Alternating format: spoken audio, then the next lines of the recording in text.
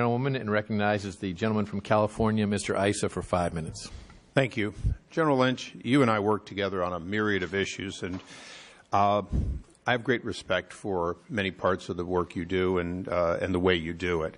So I'm going to take a tack that maybe is more appropriate to my own district and to the men and women there who are asking certain questions. And I'll run you through some quick questions, and it's really for them to understand. You're obviously a skilled attorney.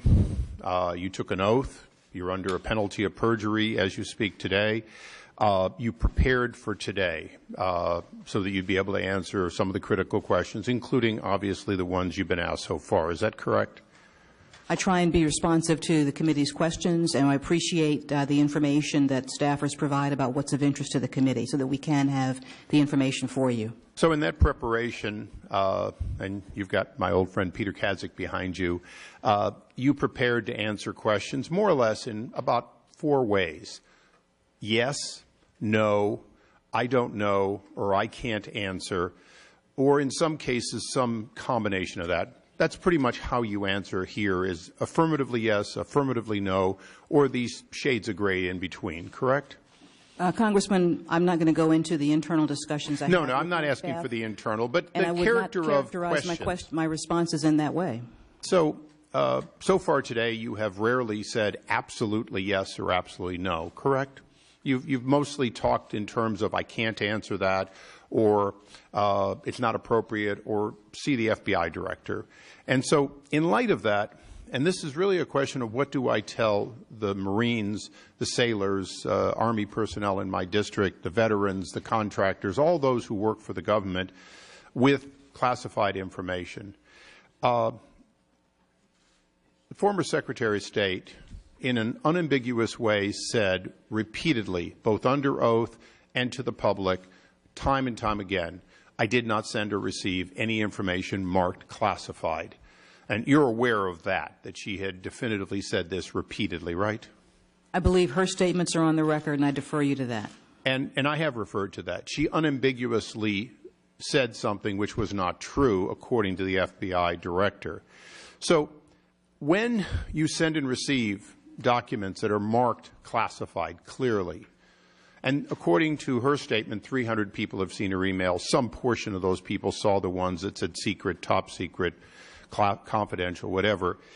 None of them are charged.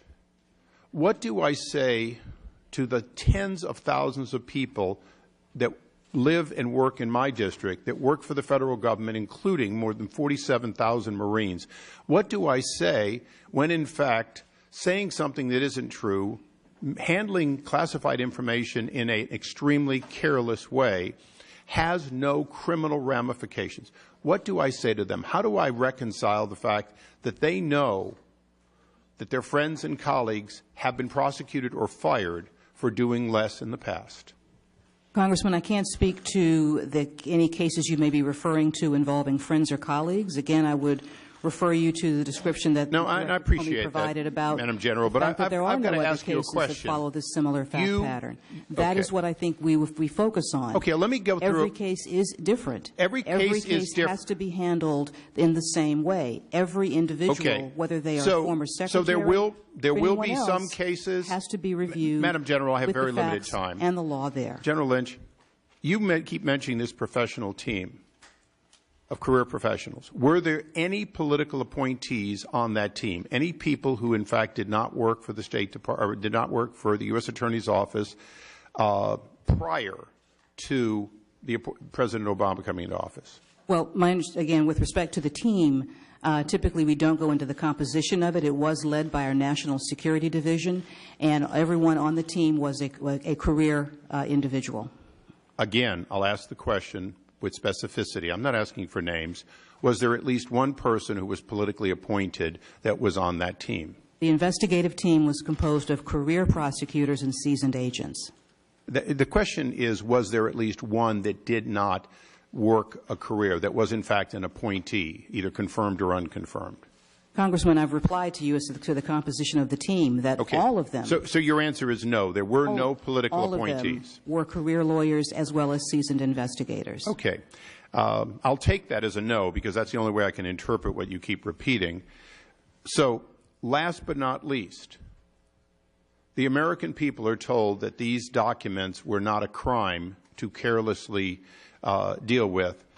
Should I find a way to make sure that those thousands of documents are made public so the American people can evaluate just how insignificant they are, or how President Obama said there's classified and then there's classified? Are these documents that could be easily made available to the public, or are they too sensitive to be made to the public today? Congressman, you may take the appropriate steps in terms of reviewing anything, and you may make requests for that, and we'll work to accommodate you with respect to that. I don't have an answer for you beyond that. So you couldn't today. You could not characterize whether any or all of those documents would have to be retained privately because they're too sensitive to be made public. The time of the gentleman has expired. The witness will be permitted to answer the question. Thank you, Mr. Chairman. With respect to the handling of any of the documents or emails in this matter, because they involve another agency, we would have to work with the other agency. We always work with the agency that is termed the owner of information. So on behalf of the Department of Justice, I would not be able to give you an answer at this time as to those documents because it would involve other agencies. Thank you, Mr. Chairman. I yield back.